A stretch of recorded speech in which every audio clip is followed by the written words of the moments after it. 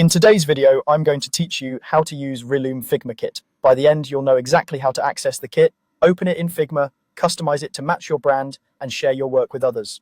First, head to figma.com. If you already have an account, make sure you're signed in so you can open and save files without any hiccups. If you're not signed in, you may be prompted to log in when you open the kit, and that's totally normal. Next, open a new tab in your browser. This keeps your Figma workspace handy while you find the kit.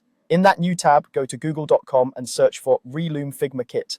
You're looking for the official listing or the Figma community page for the kit. Choose the result that clearly references Relume and Figma so you know you're accessing the right resource. Once you find it, click on the Relume Figma kit result. This will take you to a page where you can learn more about the kit and preview what's inside. You'll typically see a description, example components, and sometimes documentation about how the kit is structured.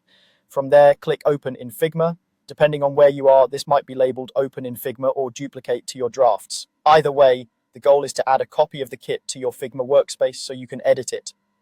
If you're asked which workspace to use, choose the one where you want the file to live. Now it's time to customize it. Open the file and explore the pages like components, styles, and templates. Start by updating styles so the whole system reflects your brand. Adjust color styles and typography in the Styles or Variables panel, and those changes will cascade across components. Use the Assets panel to drag and drop components onto your canvas, then tweak spacing, text, and imagery.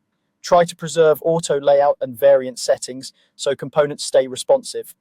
Rename frames and pages for clarity as you go, and consider creating a sandbox page to test variations without altering the core library. When you're done, click Share in the top right corner.